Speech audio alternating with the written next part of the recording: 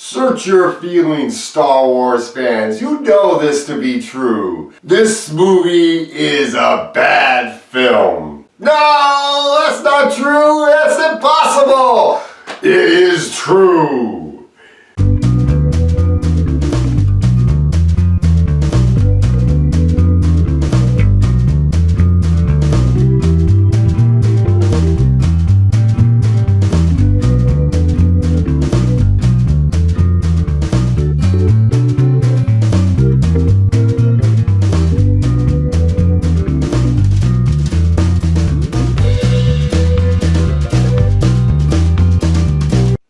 Star Wars Episode 9, Rise of Skywalker, directed by J.J. Abrams. The man that directed Rise of the Planet of the Apes, he directed a couple of Star Trek movies, and he directed Episode 7, Force Awakens, so now he's directing the last of this Star Wars trilogy.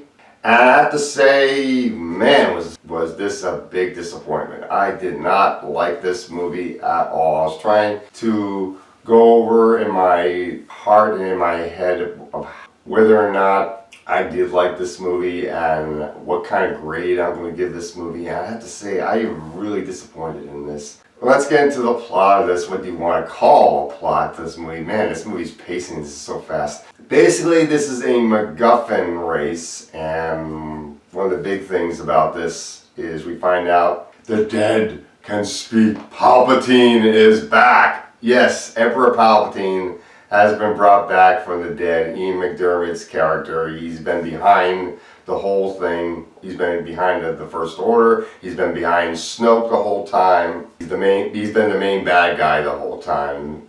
And he wants Kylo Ren to be by his side, and he has some grand news for Rey as well. And of course, we find out who Rey's true parentage is in this movie and who she ends up falling for as far as romance is concerned in this movie, which I don't want to spoil if you decide to go see this piece of garbage. There's not much for Finn and Poe to be doing in this movie, although, yeah, John Boyega and Oscar Isaac are in this film as well, and Anthony Daniels is back as C-3PO. You got some deleted footage from Force Awakens being put into this for the late Carrie Fisher playing Leia Organa again in order to finish her character arc for this movie. Luke Skywalker comes back as a Force ghost, which I expected that. And yeah, Kelly Marie Tran coming back as Rose. Never really liked her character in Last Jedi, but fine, she's back, okay. At least she doesn't do much in this movie. Kerry Russell plays one of the new characters in this film, the one that has the helmet on, who is a friend of Poe, Zor-El. There's one other new character that happens to be another person that was once a stormtrooper that went good. And Lando Calrissian comes back with Billy D. Williams. Basically, they're on a MacGuffin race. They have to keep on finding these different things to help push the plot along, eventually finding the second Death Star, the remains of the second Death Star. Which, remember at the end of Return to Jedi, that thing was obliterated, blown to smithereens, and they find what seems to be pretty good remains of the second Death Star on a planet, and they're finding out that Palpatine's alive in there, which is kind of odd since Vader threw Palpatine into like the reactor shaft or energy shaft in that movie, and his body was destroyed. And then with the Death Star itself blowing up, well, you think that would not leave anything left behind, but of course he comes back somehow. They do give some type of explanation, a little bit of an explanation as to how he comes back, but there's not too much of an explanation. I didn't really like this movie. I didn't like the idea of the Emperor coming back, because the Emperor coming back negates the achievements of Return to Jedi, so that's stupid. Let's get into the positives of this movie before I start bashing this into negatives. The positives, what little positives we have here. Some of the action scenes are very good. I did like seeing some few scenes of Carrie Fisher in this movie, even though I know she's dead. And I did like Mark Hamill in the film. I did like Kerry Russell, with little of a role she gets in this movie, and Billy D. Williams I thought was very good. Daisy Ridley was pretty good as Rey, even though I thought Oscar Isaac and John Boyega did a pretty good job in their roles. And Richard E. Grant shows up as a commander of what is now called the Last Order. Before it was called the First Order, now it's called the Last Order. Kind of like a new version of Grand Moff Tarkin, basically. And this was, why didn't you have him through the whole trilogy? It would have been so much better to have him as the commander behind Kylo Ren instead of General Hux, even though I did enjoy Domhnall Gleeson. And he does show up in this movie back as Hux. But when I saw Richard E. Grant in this, I thought, why wasn't he in the whole trilogy? He would have been such a great character to see his character through all three movies. And really, this movie has so many problems. The pacing is way too fast. It doesn't really give the scenes enough to breathe. Finn and Poe are not given enough to do. They are both wasted in this movie. If you thought that Rey was a Mary Sue in Force Awakens and Last Jedi, she's even more of a Mary Sue in this. And I was really not liking the idea of calling her Mary Sue in Force Awakens because I kind of felt like her fight against Kylo Ren, I kind of felt like she had assistance from Finn because Finn fought Kylo Ren first and then Rey finishes Kylo Ren off. But I did think that she got her force powers a bit too quickly. And I was almost trying to choke that up to the idea that maybe the force itself is trying to teach her how to do her abilities. But even that doesn't really work because then basically she is really a Mary Sue. I hate to even agree with the haters by saying that, but yeah, she is a Mary Sue. I'm not someone who didn't hate The Last Jedi. I had some problems with The Last Jedi. I didn't like the Canto Bight stuff, but overall I did enjoy it. I still didn't really think that movie was that bad of a film, and for people to get mad about the comedy in that movie, there was comedy in the original trilogy. The comedy in the original trilogy came out naturally, but there was still levity in the original trilogy. So to act like comedy in a Star Wars movie doesn't work, it's got to be done right, that's all. But this movie is not good. This is such a mess of a film. I think this movie is worse than The Last Jedi, and I definitely hate this movie more than Solo. And I hated the Han Solo movie. The revelations about Rey's parentage I did not like. I didn't like at all who Rey chooses to fall in love with, because I didn't really feel like she had any chemistry with the person, and I felt like that was a Twilight-like romance, like Bella choosing Edward Cullen and treating the guy that she should be with like he's Jacob. You're putting a Twilight-like romance into Star Wars? Really? Yeah, there was a love triangle in the original trilogy, almost like between Leia, Luke, and Han, but at least Luke gets the consolation prize of being Leia's sister. Here, the guy that Rey should be falling for doesn't even get much of a consolation prize here.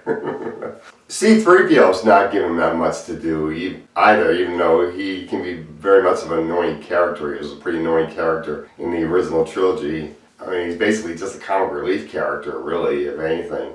But his presence doesn't really do much except to move the plot along, and there's really no stakes in this movie. Anything that could be felt as stakes or where a character could die, that is immediately undone within a scene or two later, and you don't really get to feel any emotion to somebody dying because it's undone pretty quickly. So that is dumb with this movie, and I didn't like the way the Emperor was used. When Ian McDiarmid does a pretty good job playing the Emperor, he's awesome, but the way he's written in and the way he's used is just not good. And it's just not a good movie. And you're somebody who's a fan of Rose. I wasn't a fan of Rose. I hated Rose.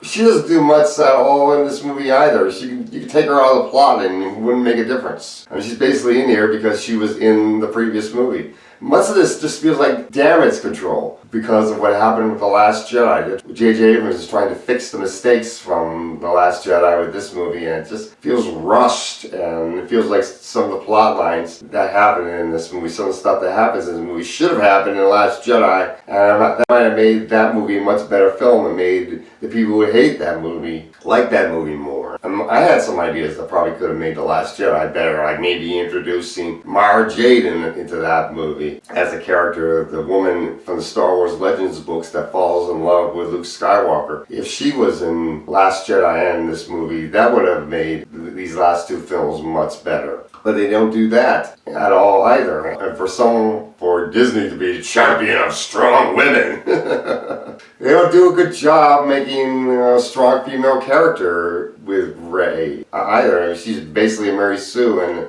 not a very interesting protagonist when you really look at all three films: Force Awakens, Last Jedi, and now this one, Rise of Skywalker. Just not really a good movie, and it makes me even like The Force Awakens less, which is, I think, the best movie of this trilogy, because now I don't even want to think of this whole trilogy anymore, because Force Awakens was the start of this mess. I am really, really disappointed with this movie. I have never felt so disappointed in a long time. I haven't felt this disappointed probably since seeing Justice League. Say what you want about George Lucas. I mean, George Lucas gave us 2 terrible prequels and a decent prequel. He gave us 2 terrible Ewok movies. He gave us extra scenes and CG in the original trilogy that we didn't even want. We didn't want to see a CG Jabba the Hutt in New Hope. We didn't want to see Han Solo shooting second against Greedo or shooting the same time against Greedo. We like him shooting first. We didn't want to see an extra 5 minutes of the Wampa going after Luke Skywalker, or that stupid song that they put in Jabba's palace.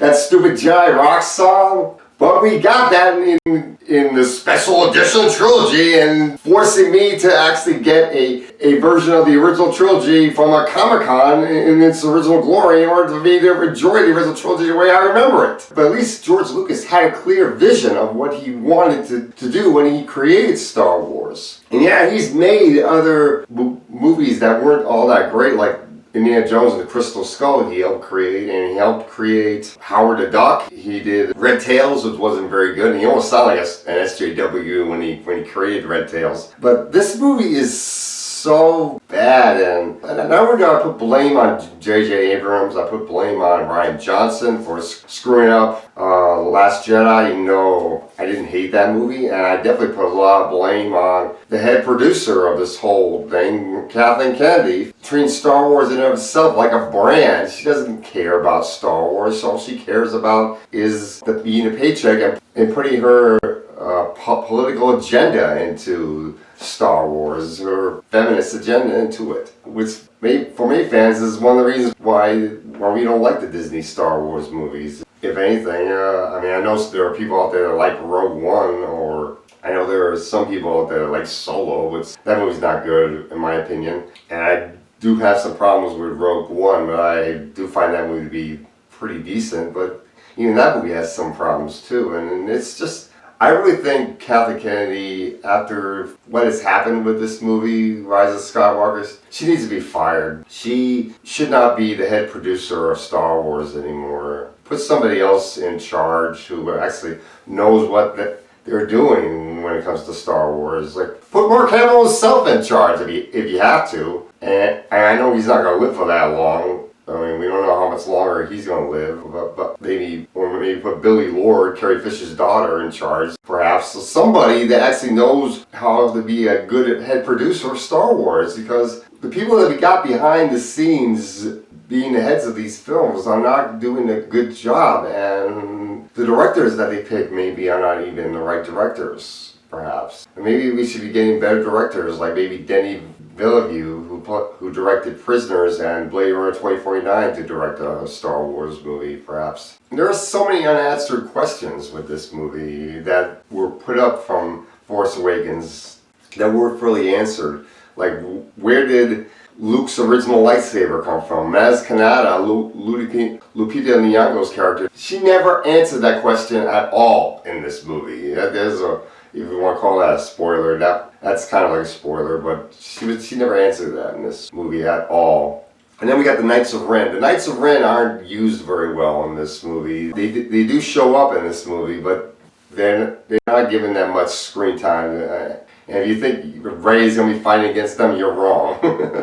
I was really, really disappointed with this movie. I just didn't like this movie at all. A couple of the scenes that they had in this movie were rehashed from the original trilogy. I could think of a few scenes that were rehashed from the original trilogy, whether they were rehashed from New Hope or rehashed from Return of the Jedi or whatever other scenes, and it just didn't really work for me.